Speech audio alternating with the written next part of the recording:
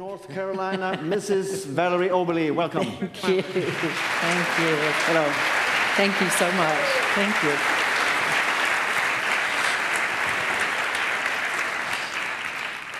Good morning. So you're all energized, aren't you? Peter and Helga did an incredible job of warming you up. I don't know what they said, of course, because I don't speak Swedish. But to see the energy in this room, to see you laughing and moving and paying such close attention, that's incredible. Great way to start your day. But that's going to be a really hard act to follow. I'm not a comedian. I'm not an actress.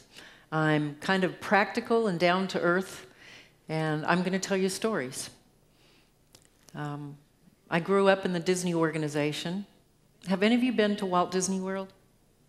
Oh, lots of you. Disneyland Paris? Huh? More? Disneyland? Tokyo Disneyland? Oh. How about our new park in Beijing? But no, I haven't been there either. Well, it's great to be with you today, and I'm here to tell you stories and share with you some of the things that I've learned over my career, not only with the Disney organization, but since leaving Disney 11 years ago and starting my own business, I've worked with organizations around the world in a variety of different disciplines. And from a roofing manufacturing company and a high-end interior design company in South Florida. I've done a lot of work in healthcare. One of my newest clients, you all might be able to relate to better, they build and produce giant cranes. Big, giant cranes, and they're in North Carolina, and that's one of my newest clients. So I do work in hospitality and just all kinds of industries, but there are so many common themes around the world in the work environment, and it's all around building this culture of excellence, and that's what I'm passionate about, so that's what I'm going to share with you today. I'm going to probably not tell you anything new. There's nothing really new out there about culture, about leadership, about achieving high levels of excellence. It's all common sense.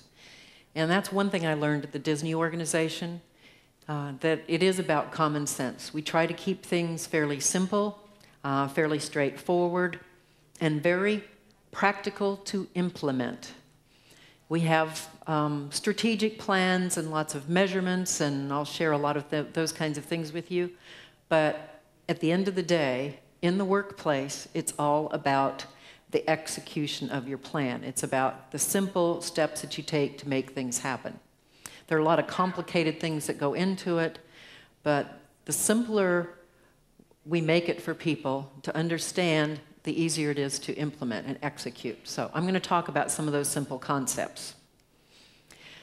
I like to set the stage with this slide because I think it's important for everyone in any organization to understand how things connect. I love to connect the dots. I want to know why this makes sense to this, to that, to this. And I think most people do, particularly in an industry like yours where the majority of you are probably very logical thinkers, and you like to know how things are going to all come together. I don't like random thoughts just flying around that don't connect to, for example, the strategic plan of the organization. Where are we going? Why are we going there? How are we going to behave on that journey? And then how do all the pieces connect to support that? This came from a book written by 3 Harvard professors. The book came out probably about 15 years ago, published by the Harvard Press, and it's called The Service Profit Chain. You're in the service business. You have customers and clients that you serve, and whether you actually work directly with those clients or you're in some type of a support role for the customers that you deliver services to, you're all connected. You're in the business to make a profit and grow, aren't you? That's why you're here. You're in a for-profit business. So let me share with you what these professors studied. They looked at companies around the world and looked at those companies that showed high profit and growth on a continuous basis, and then by all other measurements, high customer satisfaction, high employee satisfaction, great work in the community. They looked at a number of elements, and they tried to determine what were the key differentiators in those companies that continued to profit and grow.